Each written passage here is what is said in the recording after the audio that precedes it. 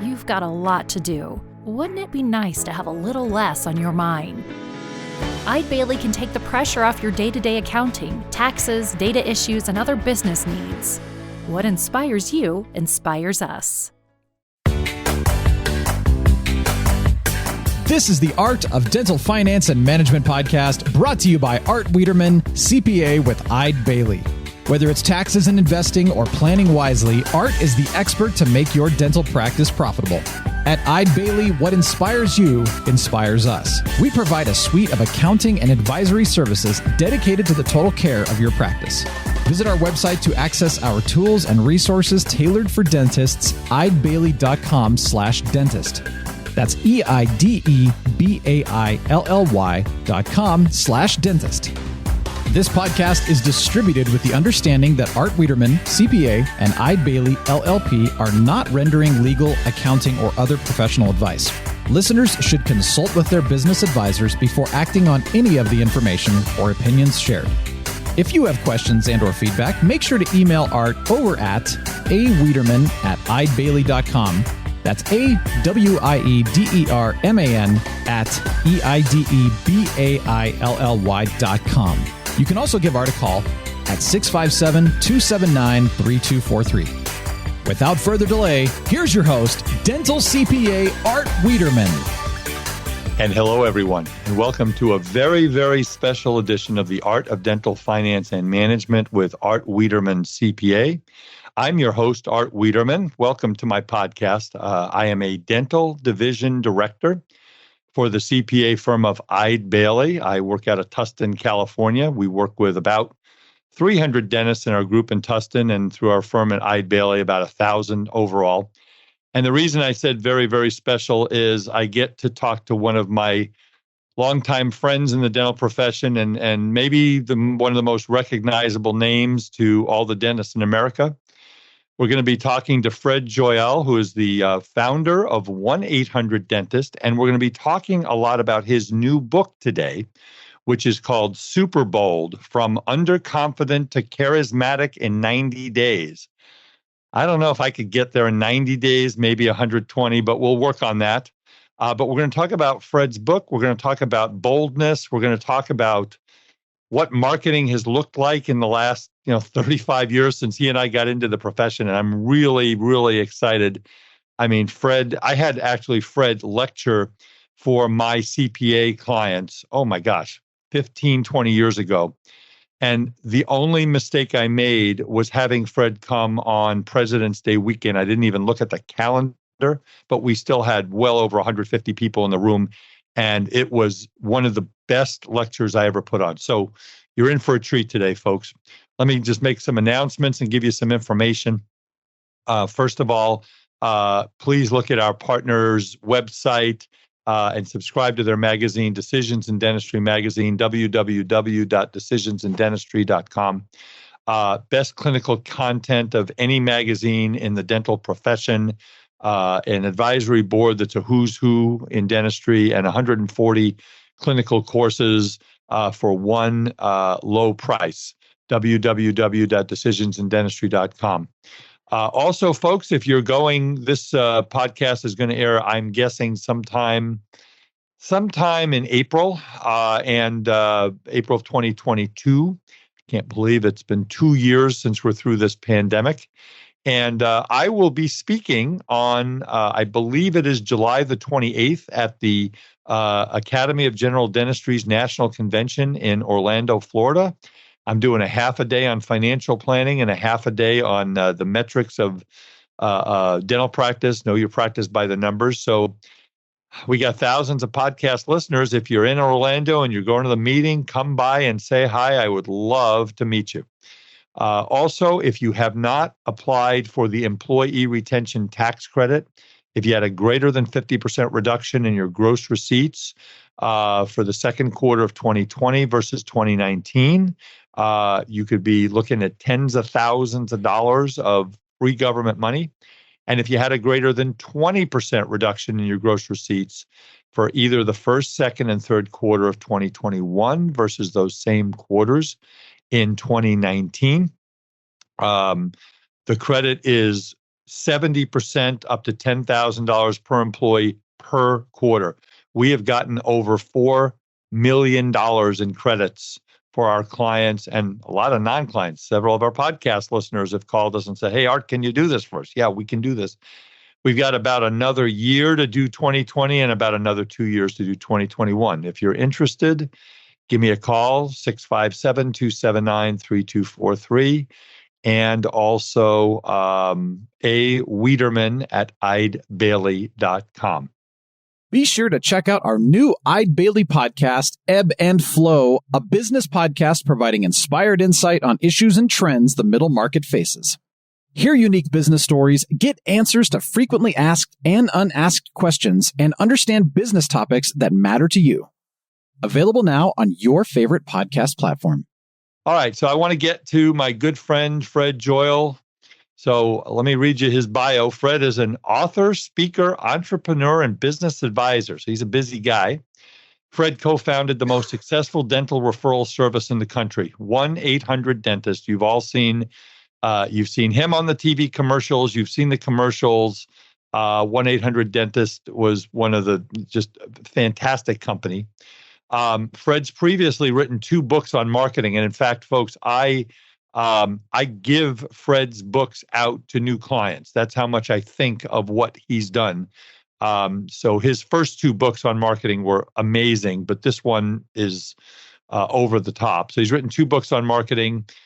Fred tells me he's dabbled in stand-up and improv comedy. He's acted in some bad movies. He's made some excellent TV commercials. His latest book, like I mentioned earlier, Superbold, From Underconfident to Charismatic in 90 Days. Fred was telling me before we came on the air, I think he said it's 4th on the Wall Street Journal list and 7th on the Amazon list, bestseller list. We're going to talk about this too. He tells me he once beat Sir Richard Branson in a game of chess and was also a question on Jeopardy.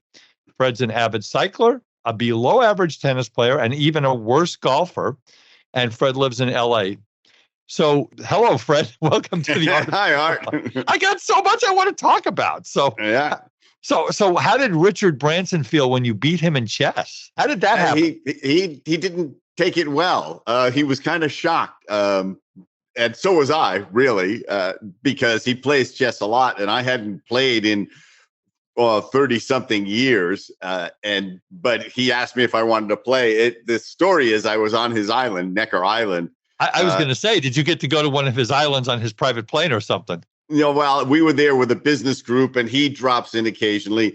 And I was playing tennis, and I ruptured my Achilles tendon. Ouch.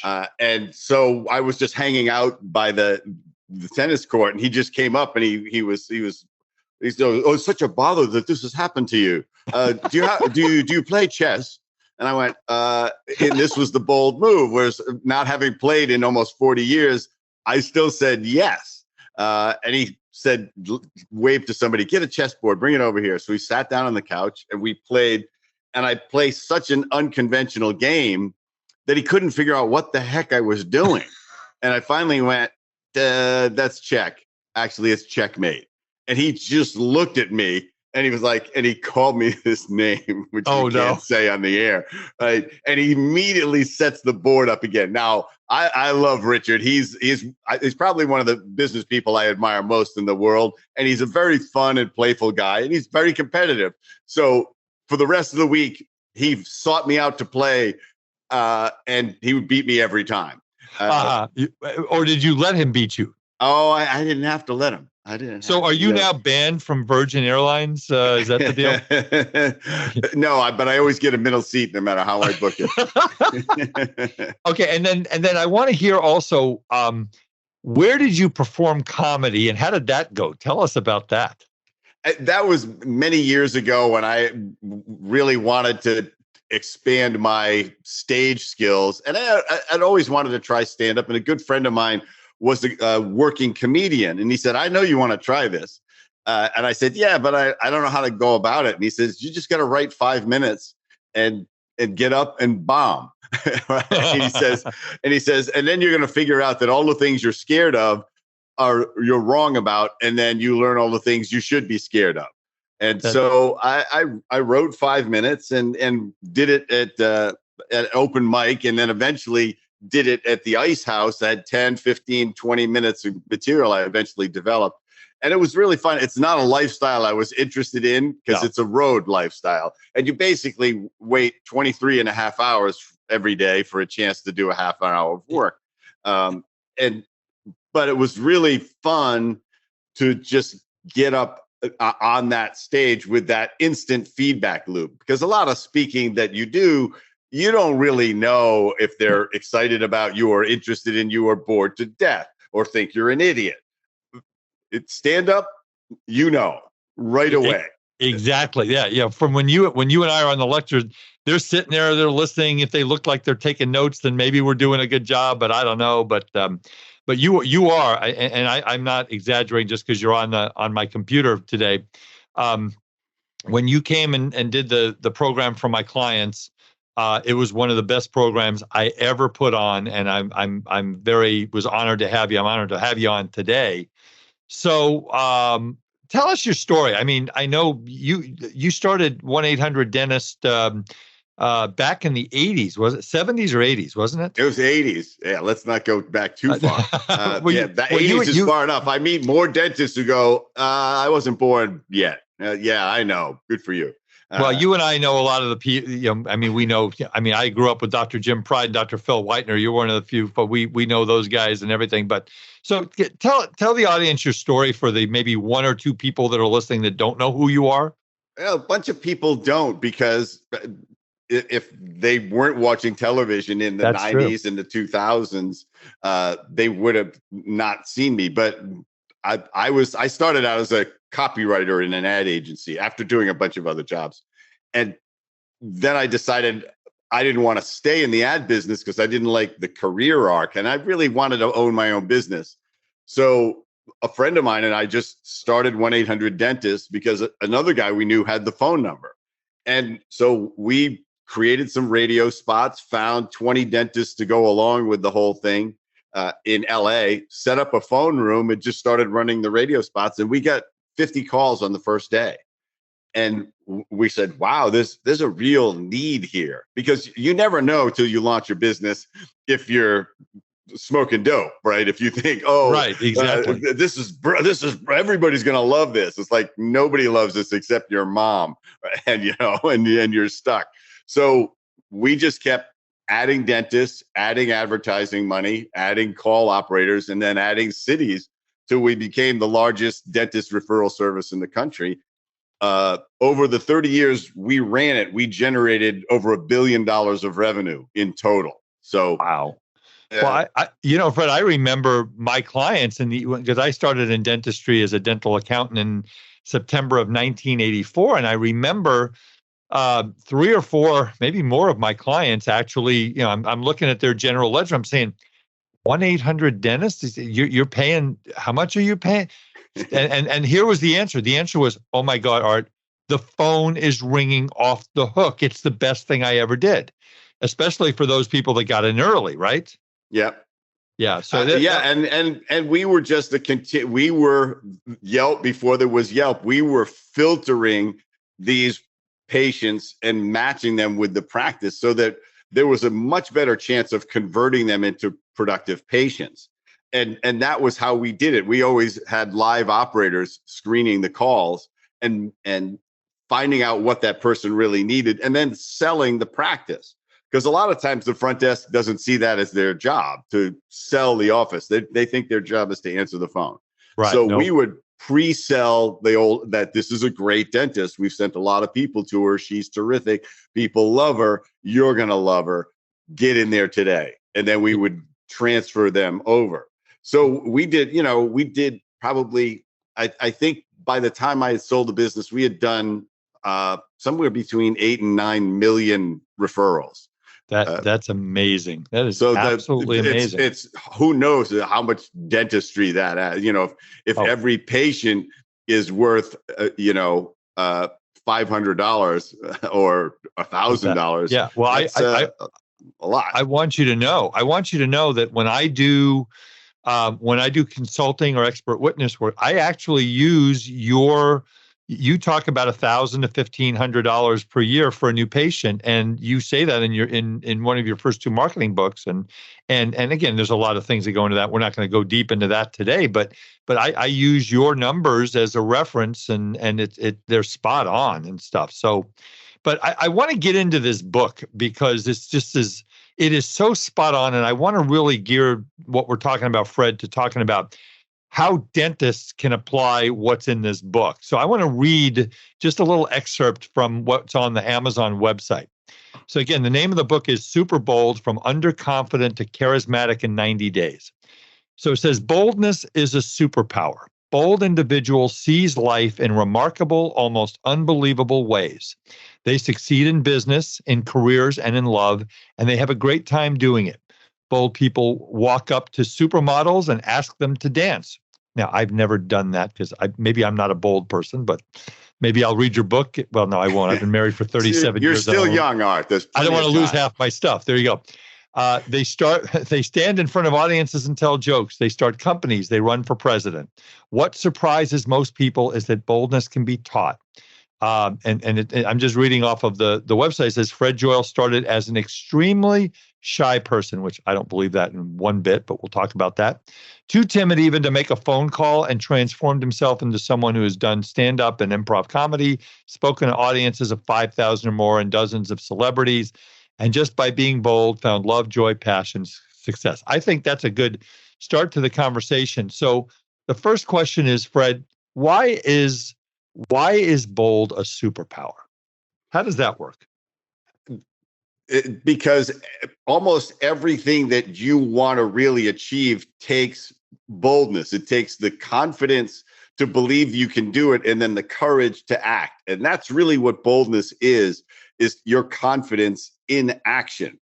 And what happens to most people is we become underconfident in a lot of areas in our life. We have these zones of confidence with our friends, with our family, maybe with our coworkers. But anything outside of that, we're timid, we hesitate, we miss opportunities. And what bold people have learned is that abundance comes from stepping into your discomfort zone and discovering what's possible. This is how you chase your dreams, is knowing there's a risk of failure, but knowing that there's an upside just in trying. And so I encourage people to say, this isn't about becoming a show off or an attention grabber or something like that. This is about bringing the full you to the world, presenting everything about you that is great and exceptional and unique and wonderful to whatever situation you are in. And that takes time to develop that skill. It took me decades to develop it, but it can be developed. And I want to talk about that in a second. But the thing that I think I want to bring up and get your opinion on is, people are afraid to fail. They're afraid if they fail, people are going to look down on them. But I mean, Fred, you were maybe one of the most successful business people in the dental profession with 1-800-DENTIST. I like to think that most days I had a successful CPA career. I built a CPA practice and do what I do. But anybody who says that in their life, in business, that they haven't made a mistake is just flat out lying. I mean, how do bold people, what do they do, if they fail? What do they do? Why should our dentists be not worried that they're going to fail and not go for this? Because failure is full of information. This is what bold people know, is if they don't turn it into a self-judgment of inadequacy or worthlessness, or it would be the worst, then you can mine it for information and say, okay, what was in this for me? Whether it was a conversation that you had where you could tell the person lost interest, and you stop and say, what did I do? And you know what? I monologued. I just kept talking and talking and talking and never gave them a chance to get a word in edgewise. No wonder their eyes glazed over after a while. Or you start a business. Every entrepreneur I know has had 1, 2, 3 failures before they succeeded. And then, just like me and you, we made mistakes. We made just survivable mistakes. because we figured out, well, we can't close, so we got to figure out what to do. Right. We've made a mistake. We've blown $100,000. We blew $500,000 at endorsing the Angels, the Los Angeles Angels, or the Anaheim Angels, whatever the heck they were called. And I'll bet you did. It did nothing. It did absolutely nothing to have our 800 Dentist banner in the ball field for the entire season. 100-something games played there. Didn't matter. Didn't move the needle at all. But you have to survive that stuff. You have to say, okay, now what do? We learned our lesson. Let's circle the wagons and get smarter. And bold people decide not to beat themselves up. They just say, okay, it's a step up. Every failure is a step up. Next. Exactly. Yep. So, all right. So how you mentioned in the bio, and you've mentioned on here, first of all, I can't believe that you were shy. I've never, when I've known you, you're not shy. You're very articulate and all this stuff, but you say that you developed boldness. You did it on your own. How did you do it? If I have a dentist out there who says, well, I'm really afraid to take risks and my practice isn't doing well and I don't know what to do. I mean, what advice can you give them? And how did you create a bold personality in yourself? All right. Well, the reason a dentist should want to do this is because boldness is required if you're going to run a business as a leader, and very specifically in dentistry. It takes boldness to lead a team, to give them feedback, to say what you expect from them, to criticize them effectively without adding emotion to it. All of those are life skills. It takes boldness to make videos of your practice, which is of yourself and your practice. It takes boldness to ask for referrals. It takes boldness to present a $50,000 treatment plan. I know dentists who can present a $100,000 treatment plan without batting an eye, with complete confidence.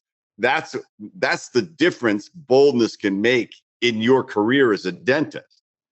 So if a dentist doesn't, if they're in that position, like you just said, is I can't do that, what would be a first step? I mean, obviously reading your book is going to help a lot, but it's going to help an awful lot. Yeah, exactly. But what would be the first thing someone says, I want to become bold, or I want to take these steps, I want to move forward? I mean, maybe a little bit about what did you do? Well, what I emulated bold people because I sort of said, what is their mindset? Why doesn't rejection affect them like it affects me? And I also looked at my own life at the times I was bold and said, wow, so much good came out of that. I have to be more like, I have to do that, even if it makes me uncomfortable. And so, but you have to do it gradually. You build your boldness muscle like you would build any other muscle, gradually pushing yourself, but not pushing yourself too hard. And I break out the steps in my book in detail on how to do this. But you would start something as basic as talk to a stranger every day. Decide that every day you're going to do some bold, outgoing thing, and you're going to build your boldness muscle. And I have 100 exercises in the book that you can do that work you up. But something as simple as that. Every time I walk into Starbucks, I'm going to talk to the person in front of me. That's great. I'm going to relate that to my stepdad, who basically raised me. I talk about him occasionally. He passed away 30 plus years ago. His name was Irving. Irving was a photographer for the Associated Press. He actually was the one that took one of about 8 photographers who took the original picture of Marilyn Monroe with her skirt blown up on the New York subway platform. He got paid $100 for that. That was bold. But he taught me exactly what you're saying, Fred, which is always talk to people. Talk to them if you're on the line of the supermarket. Talk to them on an airplane. Anytime I'm on the airplane, I talk to the person next to me. Now, they may not want to talk to me, but I've had some of the most interesting conversations, and I'm sure you have too, on airplanes with people, because you never know who you're going to meet. And you never know what kind of connections you're going to make. So, I mean, that's a good piece of advice, is always talk to people and ask them about themselves and stuff, but always wanting to learn. So let's talk about, let's get a little bit into, well, before we do that, I want you to talk a little bit about First of all, how do we get the book? The book is called Superbold: From Underconfident to Charismatic in 90 Days.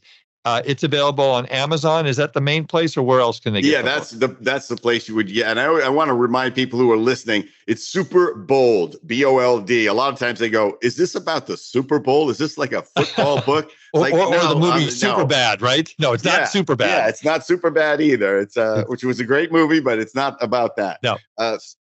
And it's on Amazon. It's in hardcover. It's in Audible with me reading it, and it's in Kindle. So you have 3 formats, however you digest this kind of material. And you can go to my website, fredjoyal.com, and download the first chapter if you want. And there's also a couple of videos of me doing boldness lectures. And that's the way to absorb it. But understand that it's a book about taking action. It is a systematic way that you will build your confidence and boldness, and it will surprise you how fast it happens and how much fun it becomes after a while. You will surprise yourself where you get in 90 days.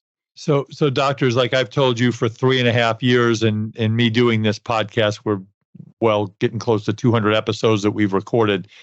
This podcast is a call to action, okay? I'm hoping that you're going to listen to this. You're going to listen to Fred. You're going to listen to what he's saying.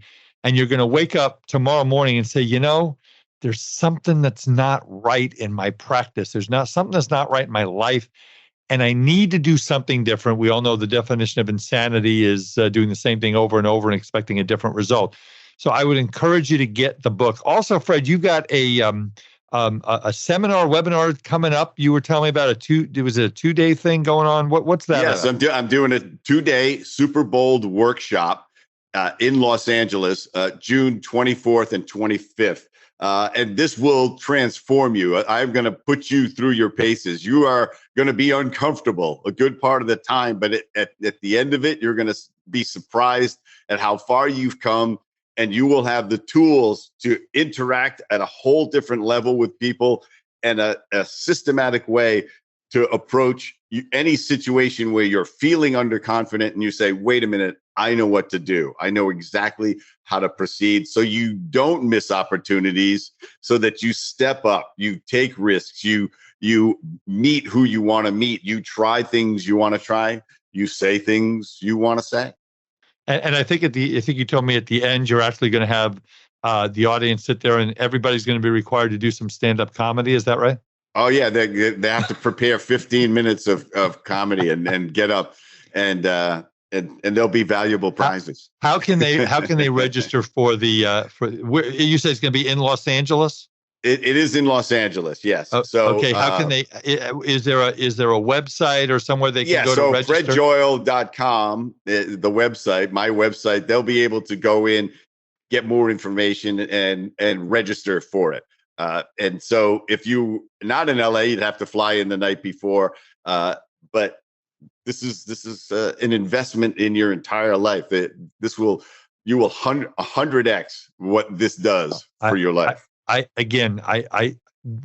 told you guys for 3.5 years, I don't get paid to have people on my podcast. I have people on my podcast that help my dentist because this is my legacy to the dental profession. If you want to make a change in your life and this sounds interesting to you, I would go to the webinar and buy the book. I really would. I mean, I get honest to God, guys, I would. You can't see me. I'm putting my hand up and I'm swearing. I get nothing from Fred or anybody else to talk about the wonderful things that my guests do to help the dental profession. I would encourage you to do that. All right. Talk about Fred, the consequences of hesitating. What happens is you start to stack up regrets because you didn't meet that person that you really wanted to meet. You didn't ask for that order as a salesperson or as a dentist. You said, you know what? I was afraid to present this full implant case to this patient. And then I find out she did the whole thing with another dentist and he charged her $10,000 more than I would have. And you start to realize I am missing out because I am hesitating. I am letting my lack of confidence stop me. and that's remember, when you're talking about a patient and you're talking about a large restorative case, the reason they accept it is your confidence in your ability to do it and your projection of that confidence. You may be absolutely certain that you're the best trained dentist to do this for them, or you're as good as they're going to find. But if you don't project that in how you articulate, in the energy that you put out, they're not going to accept treatment. They're going to wonder, they're going to have all sorts of other things going on. Oh, well, he just wants to make more money, or he's just trying to get me to do something that I don't need to do. He just wants to do it. And my dentist he has so much confidence in what he does that patients accept everything he says. That's right. And again, I've talked about this before, Fred. I, as a CPA, I hang a shingle. Dentist hangs a shingle. It is presumed that if you say you're a dentist or you're a CPA or you're an attorney, that you have passed the requirements to do that job, to be in that profession. That's a presumption. What's not presumed is that people trust you and that you care about them. And that's why the hesitancy is, well, we should really do these 4 crowns. But we could weigh, well, I know money is a concern. That's the hesitancy part, right? Yeah, you give them a way out before they ask for one. Yeah.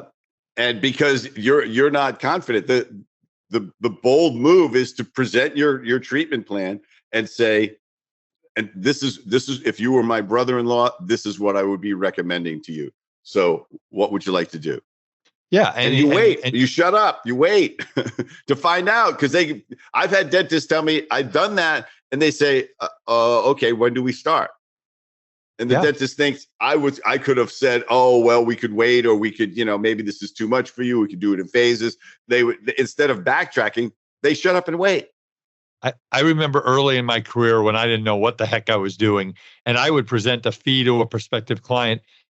I actually taped myself once, Fred, this is back in the 80s, and I found out I was almost apologizing for the fee that I was quoting.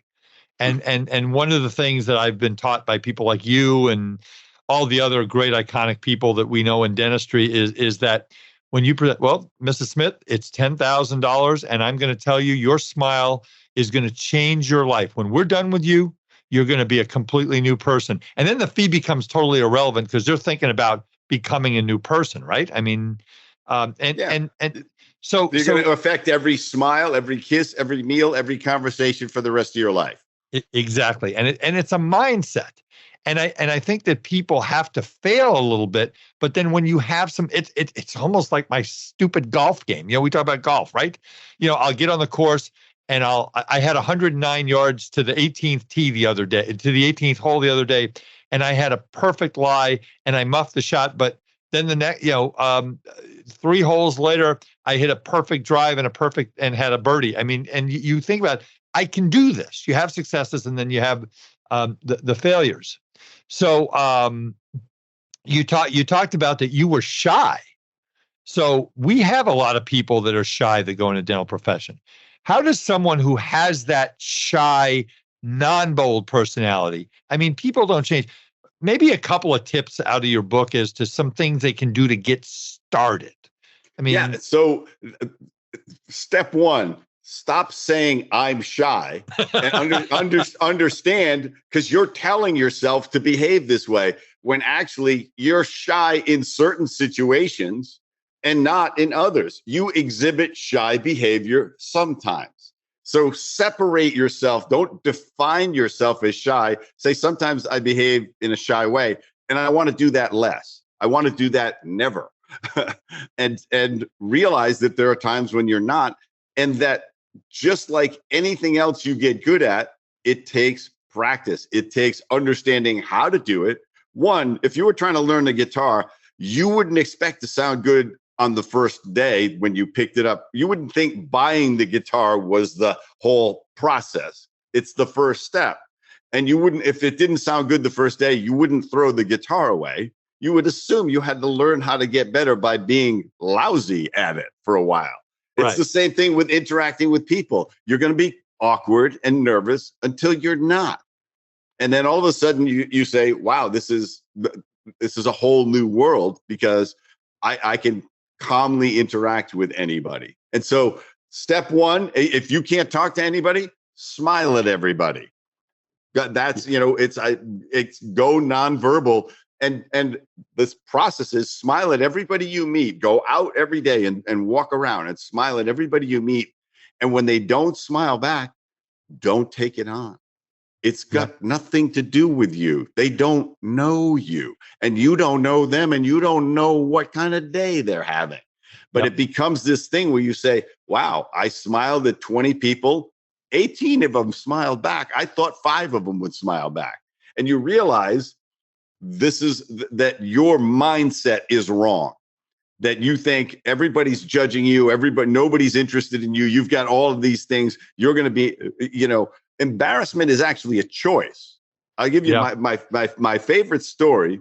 I'll give you 2 stories. Like if I spilled wine on myself at dinner and I'm with a bunch of people, I could be humiliated and embarrassed, or I could say, this is why my dry cleaner loves me. And you'd probably spill more wine.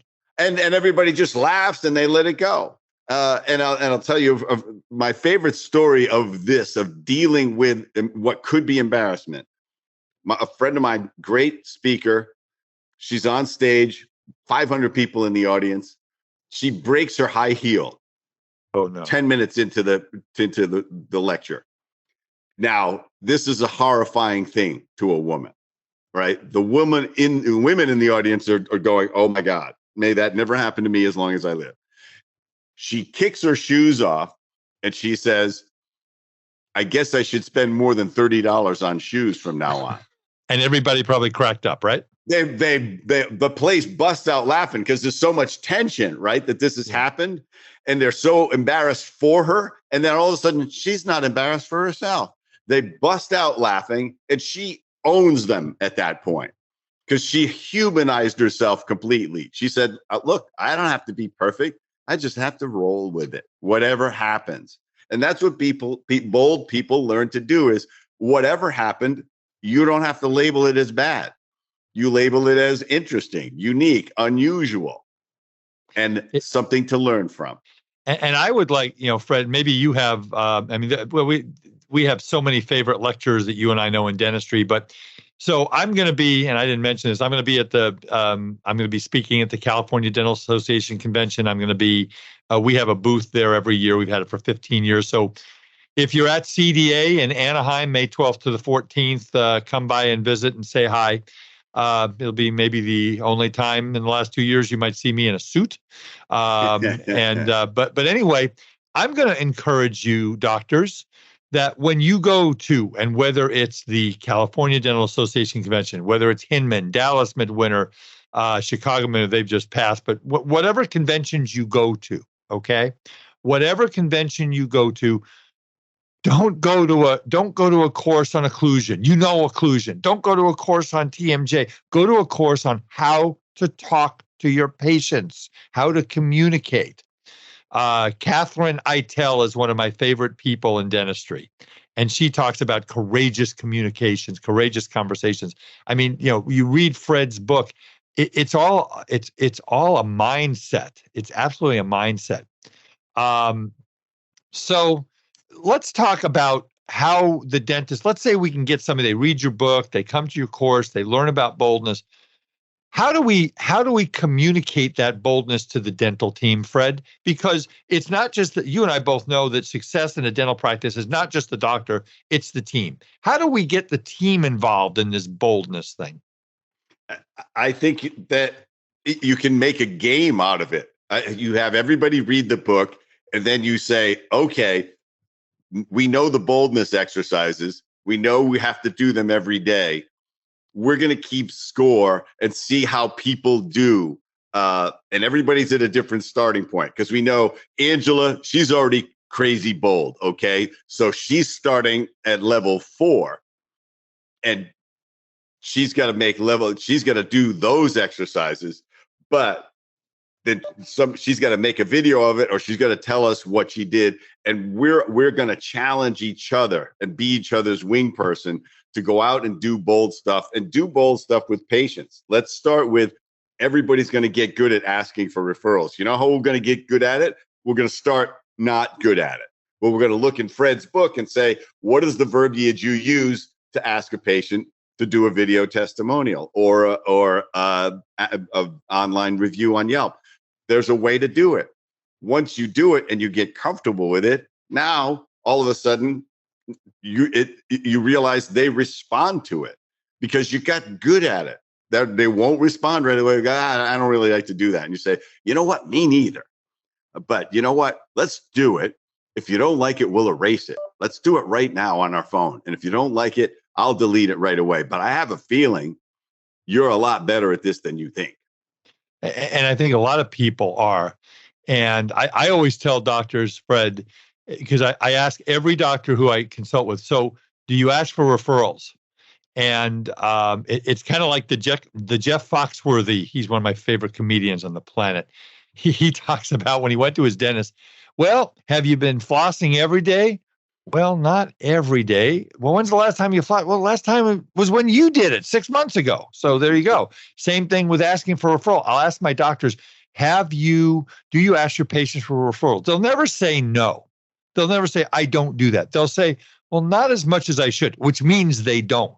Right. And I think the easiest way, Fred, and I'm sure I haven't gotten to, I will be reading your book. There's no doubt. I've read your other two books cover to cover twice, but definitely is to I like just starting off by saying, how did it go today, Mrs. Smith? That opens the door for her to tell you how much she loves the office and all this. And then you're in a positive mindset. And well, we hear that a lot. And boy, I don't know if you know this, but we would love to have people like you come to visit our practice. And if you have any friends, I mean, I'm sure you've got lots of really good tips on how to ask for referrals in your books, right? Yeah, but it's also how do you approach it with confidence? One of the things I teach in the book is how to make somebody feel like the most important person in the room. And it's really simple. And nobody teaches you this in school. I didn't learn it in high school. I didn't learn it in college. I didn't learn it in my jobs. I eventually observed people doing it and figured it out. I actually watched Bill Clinton do it at a fundraiser when he was early in his career, before he'd become president. And I watched him meet 200 people in a row, one at a time. And every one of them came away like he had locked onto them completely and was totally interested in them. And I watched him do it. He smiles all the time. He smiles, and when he's looking at you, it's like everything else behind you has been blurred out. He never looks away, and he listens, and these are and I lay out the steps for how to do this. But if you do this with a patient, you just look at them and say, I really want to know, honestly, how you feel about being a patient of ours. Well, I really, you make me really comfortable. And you just look at them and you listen and you say, is there anything that we do that you don't like here? Oh, no, there's nothing like that. What, you sure? Because you can tell me or you can write to me.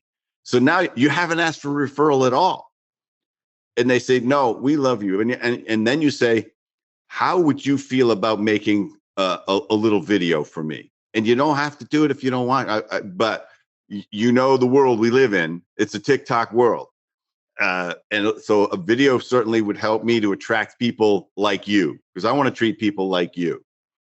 So if you could do that, that would help me to find more patients like you. And then all of a sudden they say, oh, I would do that. Because what did you do? You made them feel like the most important patient in the practice. Yeah, exactly. So let me ask you a question. And it can be someone in the dental profession, or it could be someone not in the dental profession. Are there maybe a couple of people that come to mind that if someone were trying to become bold or become better at being bold, that you could kind of watch how they talk, watch them? Do you have a couple of people, other than yourself, of course, who's very good at it? Do you have anybody out there that you just say, you mentioned Bill Clinton. Is there anybody else out there? I mean, I know Barack Obama, I think is and by the way, folks, disclaimer, I don't talk politics on this show. I talk people. And politicians succeed or fail by how they project their trustworthiness, whether they are or not. Yeah. And how they connect with their constituency. That is going to get you elected or not. You could be we have often not elected the smartest person, or the most capable person, because they couldn't connect with us. Yeah. So do you have a couple of folks that are just like, these were your role models, or these are people that I say, this is who I think you should be like? Anybody you can think of? The person that comes to mind is Will Smith. Oh, yeah, I love him because he's so down to earth as a person, and every role that he does, there's a Will Smith to it element, but it doesn't overwhelm it. But you feel an ability to connect to him, and he tries everything. He's done sitcoms, he's done rap music, he's launched movies, he goes out and lectures, he bungee jumped out of a helicopter, somebody talked him into. I'm not doing that anytime soon, folks. I'm scared of heights, so that's not happening. Yeah, and this is, when I talk about boldness, I'm not talking about physical danger. I'm not talking about base jumping and stuff like that.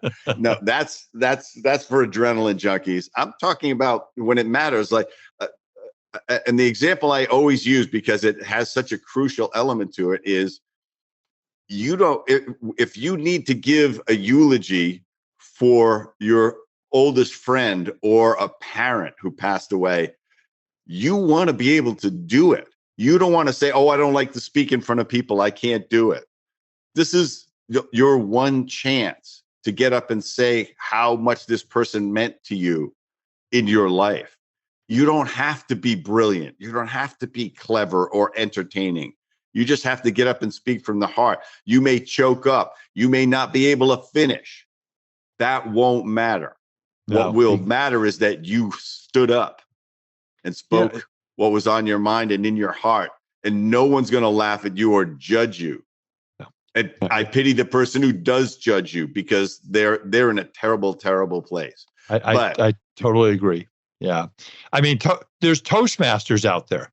I don't know if you've ever dealt with them, but if you want to practice your public speaking and trying some of this stuff out, that might be some place you might want to go try, where it's non-threatening and everybody's trying to get better and stuff like that. And it's nothing but encouragement, and everybody who's doing it sucks, right? They're starting off badly.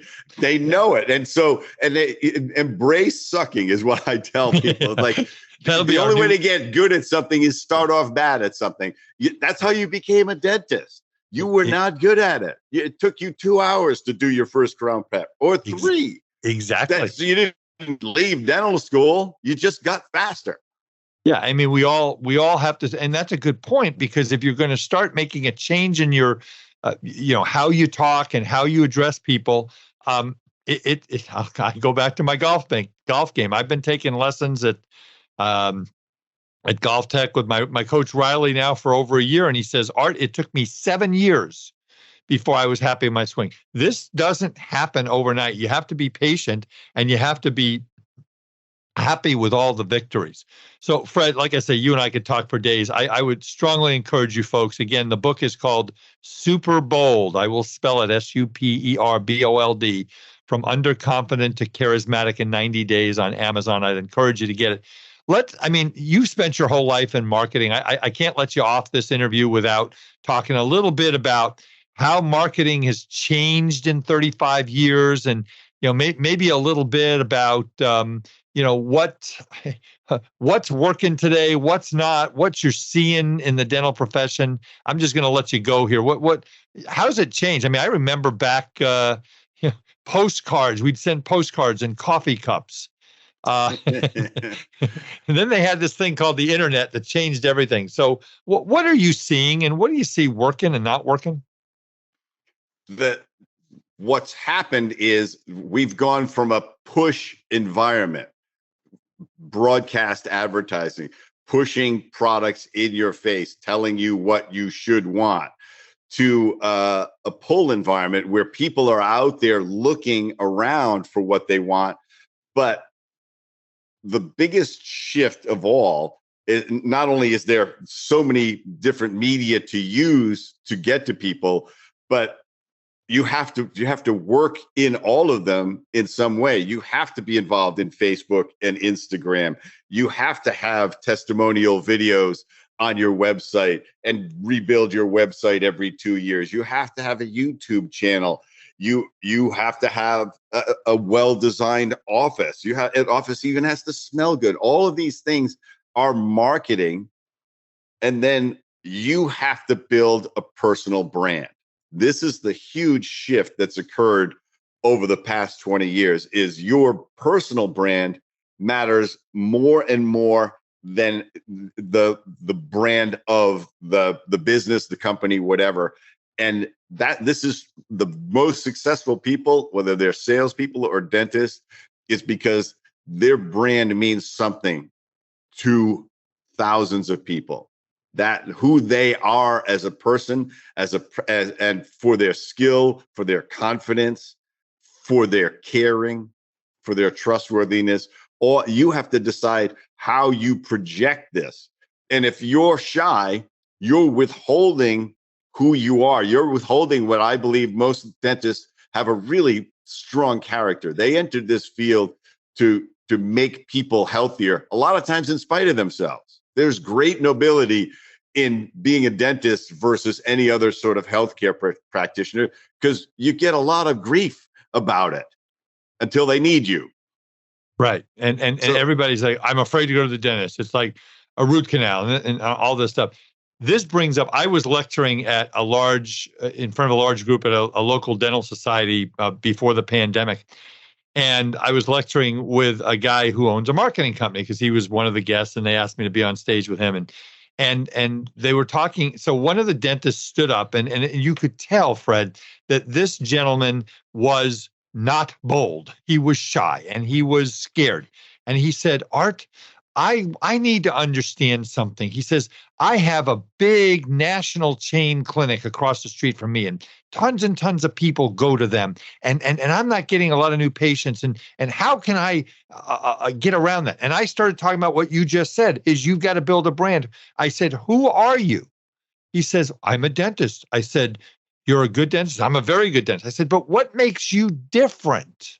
What makes you special? Well, I don't know. And that's exactly what you're getting at in this boldness thing, is people have to realize, talk a minute about building a brand. How do you get started? I mean, that's a 2-hour podcast. I understand. But if your answer is, I don't know, that's why the office isn't busy. Yeah. It's because you don't know why you're exceptional. You don't know why somebody should come to you versus somebody else. If you don't know it, how the heck could they know? And so what you have to do is what is that? What are your core values? What are you willing to do for money and not willing to do for money? How will you treat people, and how will you treat your team members? Or what is not acceptable? All those things have to be clear. And then you have to say, who do I uniquely want to be? And it could be, look, I want to be the best implant dentist there is. I want to be focused on sleep. I want to be the high value, low cost provider in my neighborhood. You have to define it. I am a dentist is not the answer. There's 180,000 of you, and there's one across the street or 6 in your building. Yep. And you don't need everybody to love you. Part 2, you don't need the whole town to love you. You need 1,200 people to think you're amazing. And what you're doing is developing that skill of effectively communicating that you care enough about them do what is most important for them to maintain their teeth the longest time in their life. I think the good news for our listeners, Fred, is that virtually every dentist that I've ever met in 38 years in the profession cares deeply about people. They wouldn't go into the profession if they didn't. Well, I'm going to fix your teeth, but I really don't care if you have periodontal disease, and I really don't care if you have cancer. No, everybody cares. Every time I've had the opportunity to refer some friends to dentists here in Orange County where I live, and every time I talk to that dentist and their office, it's like the caring switch goes on. So that's kind of the first step of this. They do care. They just have to learn how to communicate it, right? I mean, because they need to know that there is value in what they're getting from you, and you have to communicate that. And they have to know that you are trustworthy. They have to perceive that you are trustworthy. And I talk about this a lot in Becoming Remarkable, my second book, because you can't make people believe you're trustworthy by telling them to trust you. And it's not even things that we would normally say are how you build trust. It is how do they feel comfortable. It is an emotional decision on people's parts to trust someone. And it's like, oh, well, I like the way he dresses. I like how gently he talks. I like the way she always explains everything to me before she does it. And she asks me certain questions, and she remembers the name of my kids and stuff like that. So all of that happens because you are behaving in a way that connects with people. And that's what builds trust. Yeah. I have one of Fred's books. I'm holding it right here in my hand. I don't remember. This is, I think, the first one was Everything is Marketing, the Ultimate Strategy for Dental Practice Growth, right? Yes. And then what was the second one? The second one was called Becoming Remarkable. Are they still available, by the way? Yes, they are both on Amazon. Everything is Marketing is in its fourth revision, and Becoming Remarkable is not. It's still the original. And the great thing is I read Everything is Marketing. I ordered 100 of them and I gave them out to my clients, and I still give them out to my clients, even though, it's been years, it's still relevant. I read it on an airplane from Los Angeles to New York, and it's an easy read. It's got lots of great examples. So I wish I could talk to you for another 2 hours, Fred. It is just an honor and a privilege. I want to thank you for all of our thousands of listeners. What you have done to help the dental profession in your 35, 40-year career is remarkable. I mean, and there are people, I'm so blessed to know people like you and all the other people I've had the privilege of interviewing on this podcast and in my webinars and stuff like that. So thank you for everything that you have done to help the dental profession. Thank you for what you're doing now. What you're teaching right now about boldness and empowerment, I think is some of the most important things that a dentist can learn. Because if you can have that confidence to do these things, folks, the rest of it's going to fall in line. It really, really is. So, okay, Fred, one more time. Superbold, From Underconfident to Charismatic in 90 Days, available on Amazon and where else? I mean, wherever you buy digital books, you can buy it if you use other formats. But Amazon's obviously the easiest place to go. And if you go to fredjoyal.com, you can see more about me and the concept of super boldness, and also get a link right there to go buy the book if you want. And one more time, you said June 24th and 25th is your live seminar in Los Angeles? Yes. And it's going to be limited to, I think in 50 is my maximum in the room. So it's going to fill up fast. Okay. So if you want to get on there, jump on fredjoyal.com and register for that. Is that a Friday, Saturday? Yes. Okay. Sounds good. Fred, stay with me as I take the podcast out. Thank you so much. I hope you come by CDA and say hi, and it's just always an honor and a privilege to talk to you. And again, thanks again for everything that you do to help dentists. Thanks, Art. It's a pleasure to be on your show, and real always great to connect with you. All right. So, folks, please take what you've just heard and take some action if you feel you need to make some changes in your life, and even if you don't. So just again, reminders, go on to our partner, Decisions in Dentistry, www.decisionsindentistry.com for their great clinical content and 140 fantastic CE courses at a very reasonable price. Again, we are a proud member of the Academy of Dental CPAs. And probably maybe after or just when this podcast airs, we're finally going to get to do a live meeting up in Napa for the first time in 2.5 years. And we're just going to be hugging each other for 2.5 days. I don't think anything's going to get done.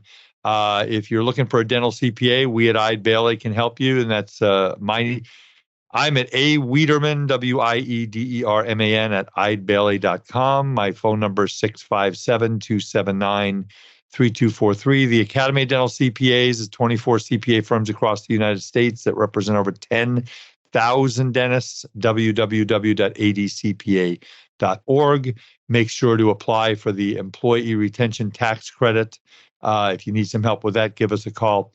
And as this thing goes on, for those of you who received money after December 31 of 2020, so in January, February of 2021, in the first quarter of 2021 from the HHS Provider Relief Fund, you are going to need to report sometime between July 1 and September 30th. Don't forget that. Well, I'll tell you what, this has been one of my favorite interviews. I say that every week, but this is honestly, I just love having conversation like this. And I thank you for the honor and the privilege of your time, folks. The thousands of people who listen to this podcast, the emails I get, the calls I get, you've been so kind. I want to change your life for the better, and that's what my legacy is in the dental profession. So please keep listening. Tell your friends. If you don't subscribe, go on to your favorite podcast app and subscribe, and you'll get the podcast we publish twice a month. And with that, folks, my name is Art Wiederman, Dental Division Director at Eide Bailly.